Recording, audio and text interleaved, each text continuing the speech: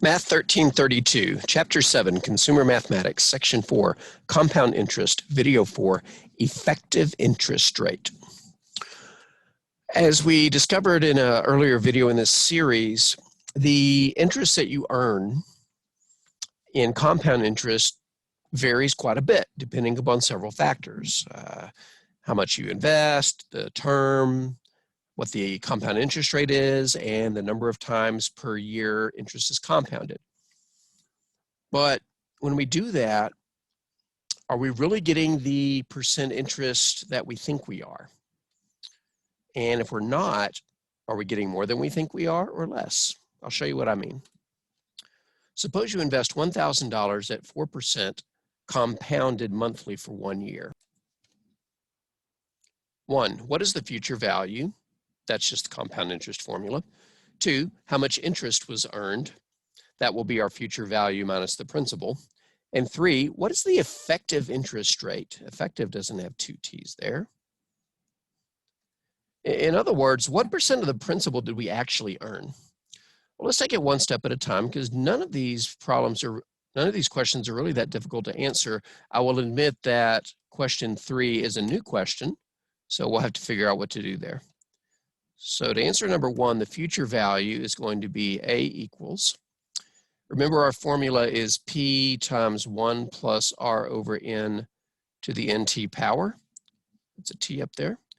So for this scenario, our future value is 1,000 times the quantity 1 plus 0.04, our interest rate, over 4, because we're compounded monthly, that means N equals 4, raised to the 4 times 1 power. N is 4, T is 1.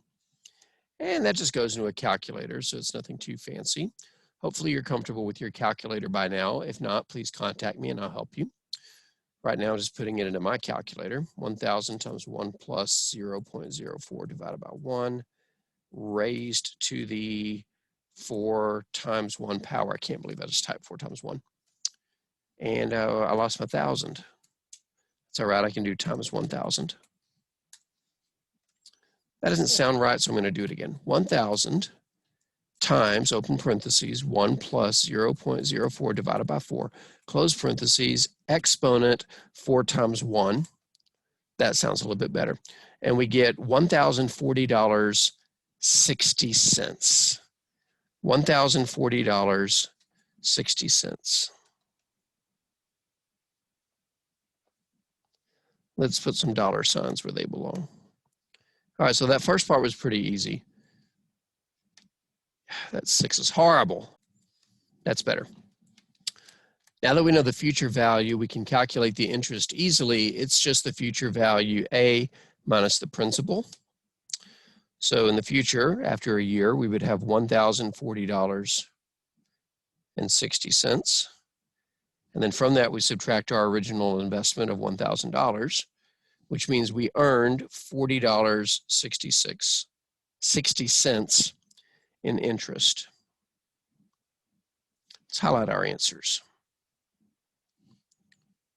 Future value, interest earned. Now, our compound interest rate was 4%, but 4% of 1,000 is $40. Since our interest is more than $40, that means we effectively earned more than 4%. But what percent did we actually earn? Well, that's like trying to answer the question, what percent of 1,000 is $40.60? But we've answered many questions like this before in the video about percents. This is what I had called a basic percent problem. Basic in the sense that we can translate it into an equation that's pretty easy to solve. The is becomes equals. The of becomes multiplication. We don't know the percent, so let's put an X there just for a moment. Times 1,000 equals 40.60. And then to solve for X, we would just divide both sides by 1,000. And we would get X equals 0.04060. And if we turn that to a percent, 4.060%. So even though we were told we're getting 4% interest compounded monthly, effectively, we were getting 4.060% because of the effects of compound interest. And that's what effective interest rate really means. When you're getting compound interest, in a year, you actually get a higher percent than the compound interest rate. That's the effective compound interest. Remember how that works. You pause, you add interest, then you turn the investment back on. So basically your principal keeps growing because you just throw interest on it throughout the term. All right, so let's summarize what happened. Well, actually, let's just get right to the formula. I had debated deriving the formula, which really isn't that hard to do. You just pretend the principal is 1, the time is 1, then you do pretty much the same things that we just did.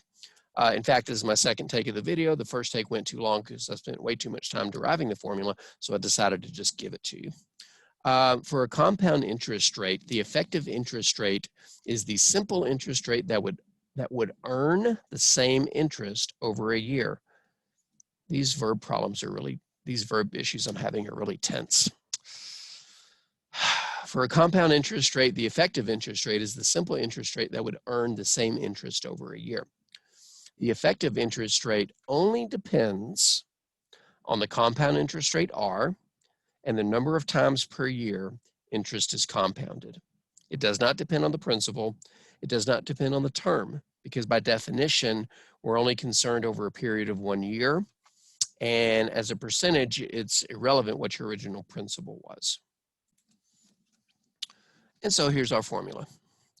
I guess before I give you the formula, I should let you know that effective interest rate is going to be called E, capital E. So anytime you're looking for for effective interest rate, you are looking for a capital E. Now there's a formula to calculate it, and this formula only depends on the interest rate and the number of times per year interest is compounded, and that formula looks like this.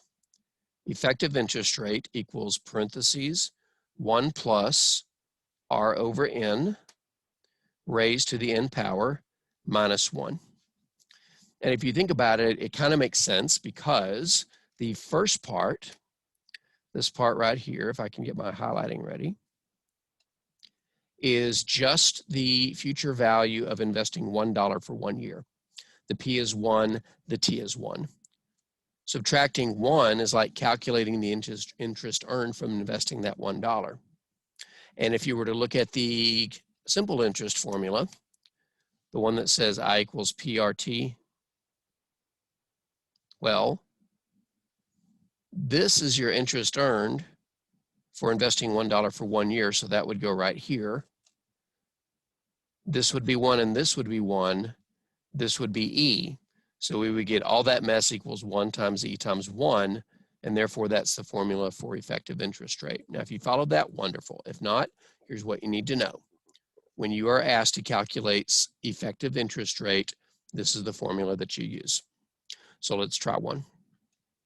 Find the effective interest rate for a compound interest rate of 5.5% compounded quarterly.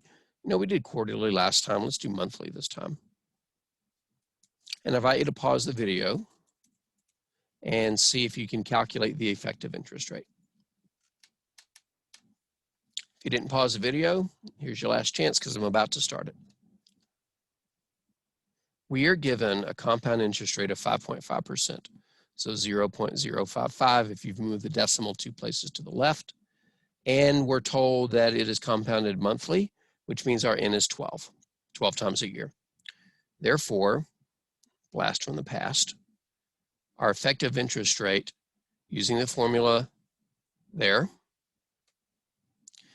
is 1 plus 0.055 over 12, all raised to the 12th power, minus 1.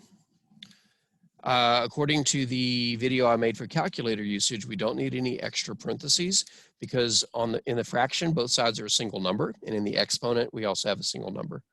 So I'm going to share my calculator to show you what it would look like when I put it in the calculator on my computer. Calculadora, ¿dónde está? Here. All right, let's clear all this out. Okay, so it was 5.5% monthly. All right, so we need parentheses 1 plus 0.055 divided by 12, close the parentheses, exponent button, to the 12th power, and then minus 1 equals. Looks like we get a pretty obnoxious number. Let's see if I can copy it and paste it into the whiteboard. E equals MC squared, no, E equals that number. Well, that's a pretty obnoxiously long number. We don't need all of that.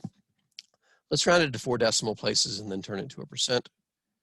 So there's the 4 decimal places, and if we look to the next digit, it's 0.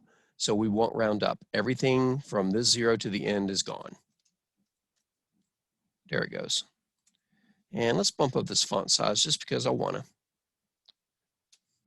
So our effective interest rate is 0.0564, or if we turn it into a percent, 5.64%. So even though we're the compound interest advertised a 5.5% compound interest rate, effectively you're actually getting 5.64% interest per year. So not too terribly difficult, just understanding the concept is the hardest part, because the formula, well, the formula is one of the smaller ones we're going to see, especially when you see the next video.